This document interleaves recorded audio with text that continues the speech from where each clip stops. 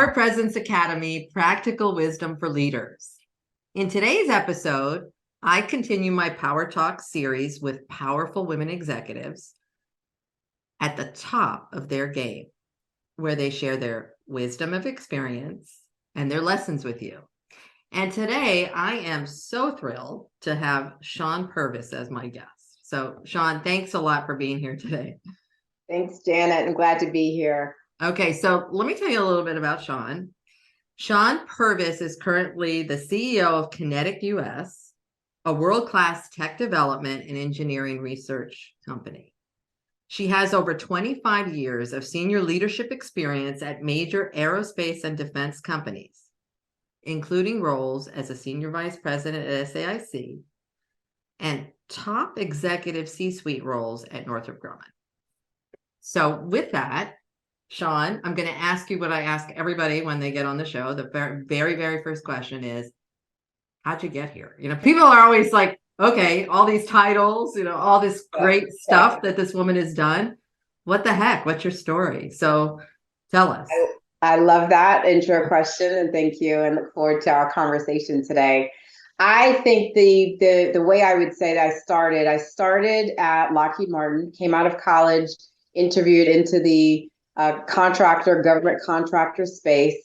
And what was most powerful was that at Lockheed, they had a leadership development program. And that program was a series of rotations. And so you went to customer sites, you went to different kinds of contracts.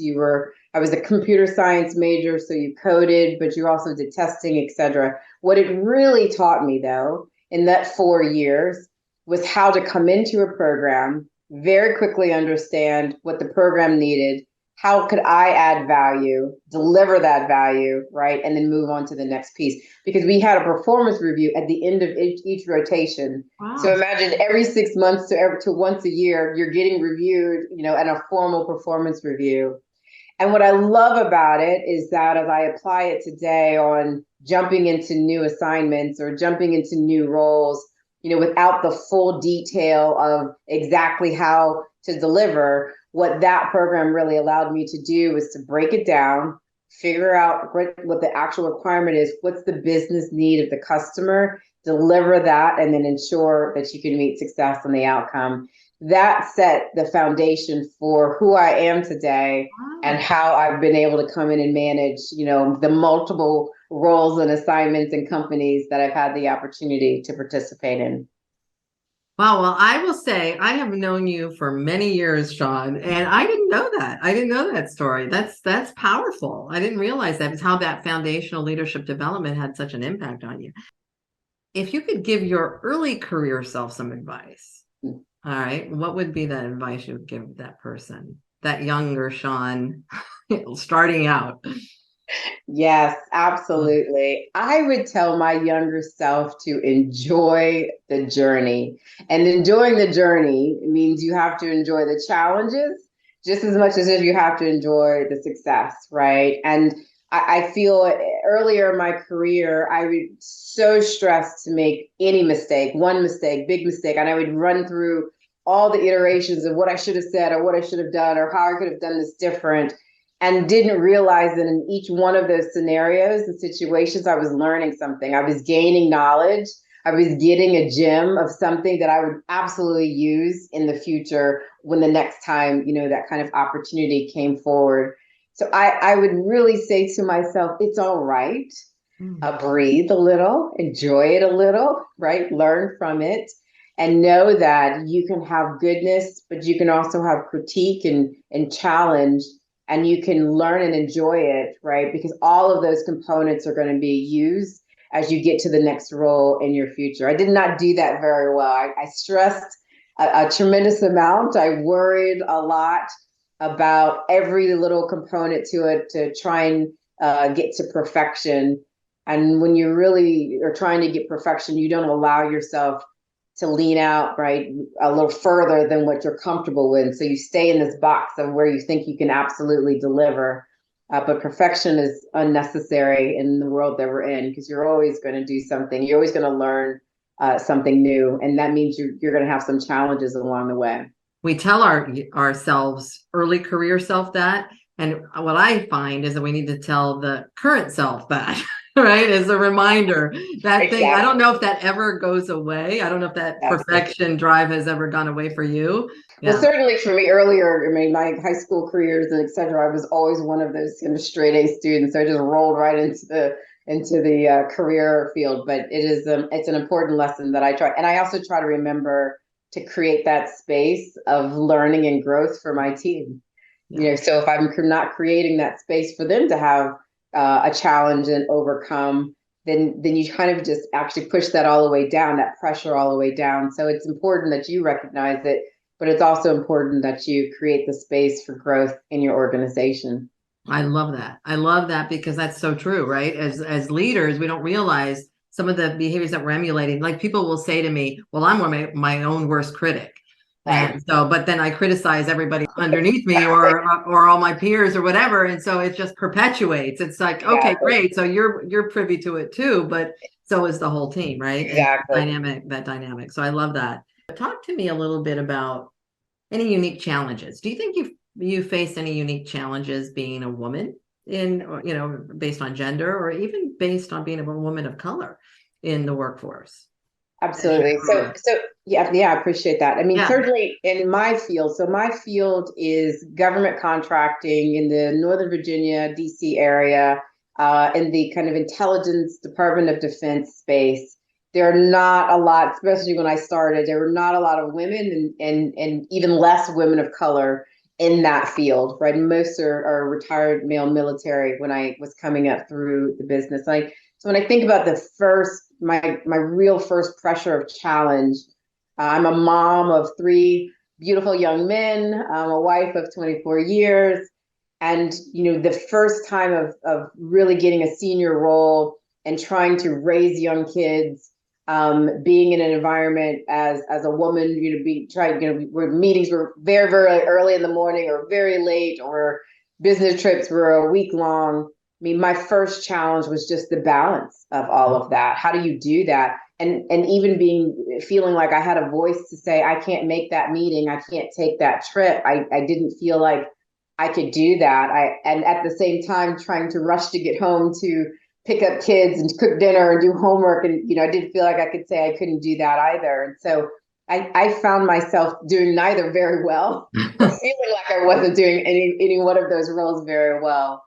And what really changed was I had to lean in for support. My husband and my mom came in about midway through the beginning of my career, where I was starting to travel more and take on more responsibility. And they took more of the house, they took more of the day to day schedule, they took the food and the boys and dinner and homework. And so not only did I have to lean in for help, I had to let go. Right. Talk Right. about perfection again, right? I had to let I go. can't do everything. Oh, Sure. wow. It was, Not newsflash, right? exactly, Yeah. right? Exactly how I would do it. And but I can't do everything. And so I had to not only ask for help, get help, accept help, but then also have to let go of the guilt that I'm not, superwoman. I'm not the one who can do all those components to it. And I think it's so important because we think as we're in this senior job, and you are trying to do all of it, and you are trying to be all of it, and then you're trying to do all of it at home. And the reality is there's these moments where you just simply can't do so.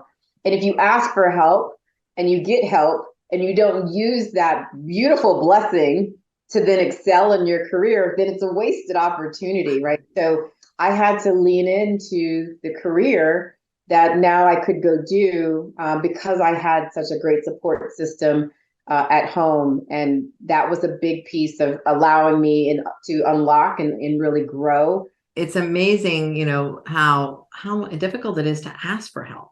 Yeah, Like, so I mean, that's what I'm hearing from your story. And it's like I don't know what it is. It's the control, perfection. It's like, well, we think we have to be the person doing it all and then feel like we're not doing it good at all, doing anything good at all. So I love the way absolutely. you bring that up. Yeah. Yeah. Absolutely. I stress that and I share that. I mean, most importantly, I share that because so many people will come up and say, "Oh my goodness, how did you, raise three boys and get to this role and all of those components?" And I'll think a lot of on the outside, especially women, think that we've done it all ourselves. And I think it's important that we say, I really did not.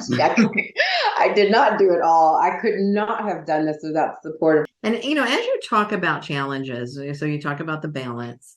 One of the things I hear a lot, and you and I have talked about this in the past, so I'm interested in hearing your perspective today on this. There was a 2020 KPMG Women's Leadership Summit report that came out, and it said, okay, 75% of female executives experience what we call it the imposter syndrome, right? Where you have intense feelings of inadequacy and self-doubt about your abilities. I mean, it's pretty deep. It's not really a syndrome, it's a phenomenon, but we like to call it a syndrome. And they're not really able to internalize their success, right? So there's like these intense feelings of, maybe I'm not worthy for this role. Maybe they're going to find me out. I'm a fraud, all of those things. Have you experienced that? And if you have, can you talk about it? And if you haven't, tell us what you did to not experience this. Let's hear a little bit about your perspective on this. Yeah. Absolutely. I've both experienced it. I would say I still experience it.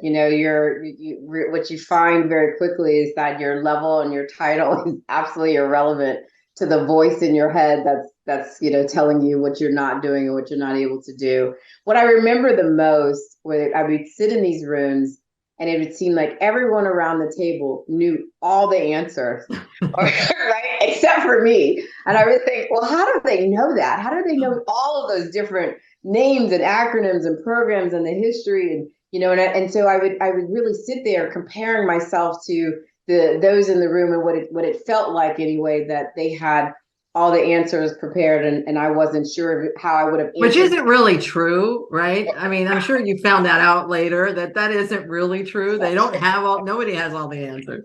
Right. Well, you find out two things. First, when you're younger, you realize that half of what they said is not even real. They're making it up. Right. And the second is, many of those had been in those same roles for a very long time, right? And so when you're in a role for 5-10 years, you can speak from a different position versus stepping into a new role, especially a new leadership role, and you're new to the table. You learn a year from there, 2 years from there, that you're going to be able to have that same level of dialogue, that same level of conversation, because you're going to get deep and seep in whatever new role that you step into. But when I had those kind of feelings, especially in a new role, especially in a new promotion or a new role. And that's usually more often when that manifests, right? It's the newness of something. Yeah. Absolutely. I think for me, I learned a couple of things in terms of how to deal with it. I first learned to be aware when the voice was internal. I actually name it. I have a name for the internal, negative voice. Then I would say stop, right? What's the name? What's the name? Eva. So sorry for all the Eva. Eva. No, I love it. Mine says Esmeralda, just so you know I have a name, right? I would say, Eva, no, stop, right? And really try and quell that kind of voice that was telling me what I couldn't do. The second, one of the things you learn is that when you have a table full of phenomenal people, that's the best. You want the room to be at the highest level of legal and communications and HR and profit and loss and all of the different kind of roles and functions. You actually want the team to be in their own right expert. And the best organizations create a good, diverse team that are in their own right, steep in experience and expertise in their own field of domain. There's no part of any of this business, even in the role I'm in today, that I could do by myself. I have certain knowledge, I have certain experience, and I'm shaped by my knowledge, my experience of things that I've gone through. But certainly my team that's around me, they also bring that also with them. And together, we're a much stronger team than if I was trying to do this ever on my own. And I think when you really accept that, when you deeply understand that in any job you're doing, it is a team. Yeah. It is a team, even at the highest levels. Right. It's not all about you. Not all about you. It's not. You actually don't have to be the smartest one in the room. You can ask a question that you think is the kind of dumb question because that's the expert sitting across from you. Right. When you deeply believe that, it just releases this pressure of trying to present this front that I know every single thing. The second thing I'd say is when I knew I was going into a forum or a session and I wasn't quite sure, I didn't have all the knowledge, I would go find the person who knew and I'd meet with them before that session, right? And so whatever that topic may be, I would go get smart. No different than when you were in school and you had to crack open the book and you had to really take your time. Like for some reason, we feel like we do all of that research and learning when we're in school, and then we think we get into the workforce and we're supposed to know everything. We're enlightened. Right. So go find someone who can explain it to you. Right. And listen to them and work with them. You know, you can do that behind the scenes so that when you walk into the room, you feel like you are much more informed. That helps me, and continues to help me recognize that when I'm there and to be present, to acknowledge if I don't know, to take the action, right, and to continually work to learn and develop myself and my team to be better. It's that transition that we are on a continuous journey of making, of realizing it's not all about me. And that self-focus, moving that self-focus away from even the theme you just mentioned earlier, right? That perfection, the having to know everything, that really isn't the role of a leader. And so, you know, that transition though takes time, and it takes, I think it's a constant struggle. I mean, I think we're all struggling with that. So can you share something that maybe wasn't so pretty and polished that you experienced that could have been characterized as a failure, and what you learned from that? Because again, what we're talking about is continuous learning.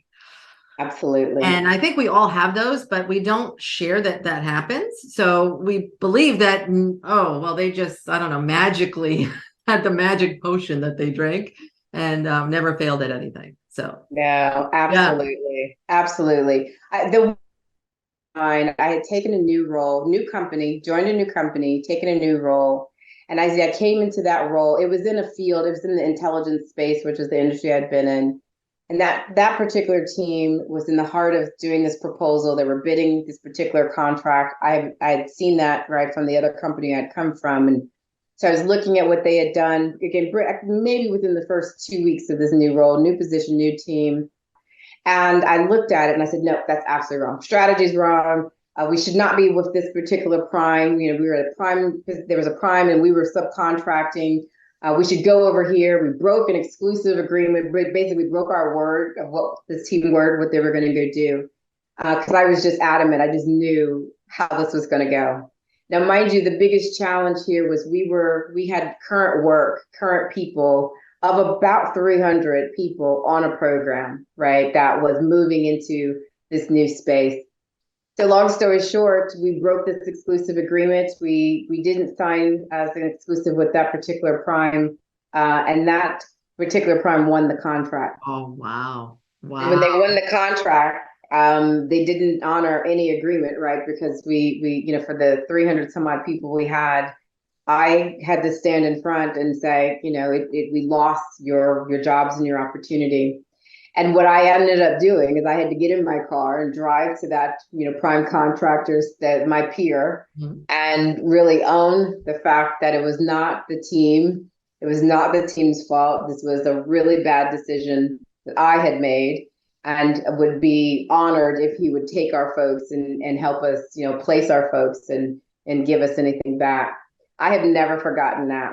I've never forgotten the fact that, one, I didn't listen to my people. I didn't listen to the people who were doing the role, who were hired to do the role, but more importantly, who had been working on that particular opportunity for over a year.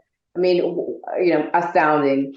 The second, I really understood the fact that sometimes you have to just go on that journey with your team and allow your team to come through and give you the recommendation. You may not understand all of it, but you have to have trust in the people that you put into the role.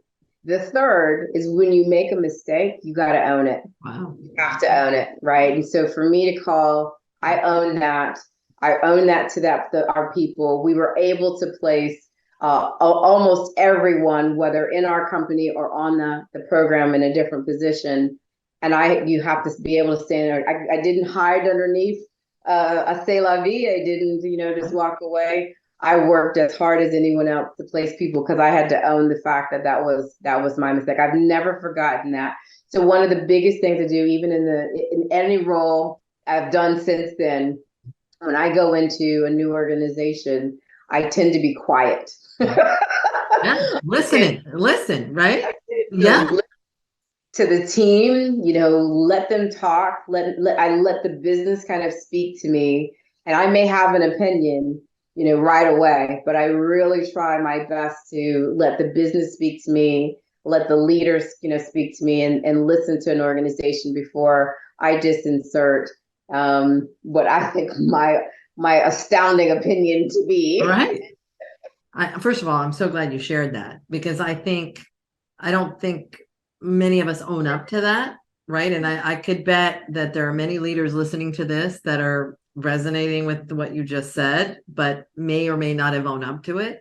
Also, the piece of coming into an organization, I see this a lot in my coaching work, people coming in and feeling as if I've got to prove myself.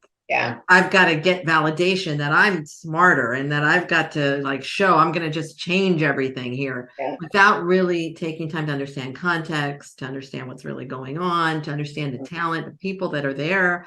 They couldn't have all been some people will be like, well, I got to change everybody. Well, wait a minute. So let me ask you this. What inspirational quote kind of encompasses the wisdom that you'd want to offer to the people or the leaders? And there's, all the leaders that are watching or listening to this show today.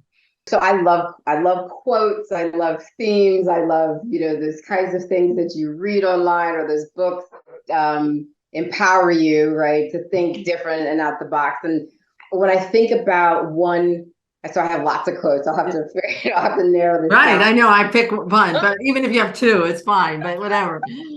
I have two. So I think I have two. Great. The first one is a great quote that says, "There's no force more powerful than a woman who's determined to rise." Wow. And I love that quote, right? Because I think when you are a determined woman in the midst of whatever situation you're in, you are a force to be reckoned with, and you have to own that and believe in that. And I now tell people, right, stay in your power, sit in your power, and understand, what you can bring and how you move forward in a position or in an opportunity. And then the second quote is, "The strongest actions for a woman is to love herself, be herself, and shine amongst those who never believed that she could." I thrive on what I can't do. That to me is all I need in terms of motivation to be able to show up and be able to deliver. So shining amongst those who never believed you could is a really powerful kind of underlying, mantra to remember. Wow. I love those. I got the goosebumps as you were saying them, right? It's like, go ahead, underestimate me. Yeah, exactly. Right? Yeah. The same type of thing. So yeah, no, thank you. But I'd like to ask you, what parting words of wisdom would you give to women and even men who are trying to find their own leadership voice? I think finding your voice it's everything we've talked about, right, through the discussion today. I think the most powerful piece for me is learning that in every role, and even the role that I'm in today, there are certain things that I stepped into the role. If you had told me I was going to be doing, I probably would not have even offered my resume for the position, wouldn't even interviewed for the position. But when you're thinking about how to find your voice, tapping into your experience, and your experiences won't all be good. You have to go through some things to grow. You have to go through little scars, right, to heal, to get stronger. You have to go through some challenges to be able to anticipate risk but also to know that you can go through a challenge and still rise, right? To come through that. When you've had no breaks, when you've had no issues, when you've had no imperfections, then what happens is the first time you get that, you break, right? And you really don't want to have that in the most senior level. You really want to have to gone through some of that through your career. So I think about finding your voice, leaning in and tapping into your body of experience, genuinely leaning in and tapping into your network. We didn't talk a lot about network today, but I will say to you, in addition to telling my younger self to enjoy the journey, I would tell her to grow and nurture and savor and cherish my network.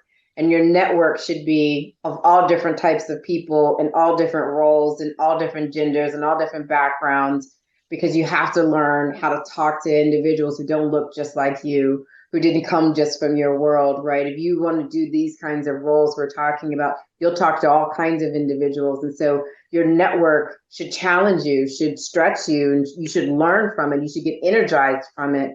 And so when you're finding your voice is a combination of those conversations, your experiences, and then the unwavering foundational belief that you are enough. You're enough. You have what it takes to go do that job, this role, that leadership, that position. You have all that you need to be given there. And if what you don't have, you have enough wisdom to go find it. So where'd you learn to be so wise, Miss Purvis? This is excellent executive coach. So this has been phenomenal. Thank you so much for sharing your wisdom and your lessons with us today. I think that people who are listening to this will not only be inspired, but I think they will be better leaders just because of what you've shared today. So thank you, my wise woman. Thank you for this opportunity. Yeah.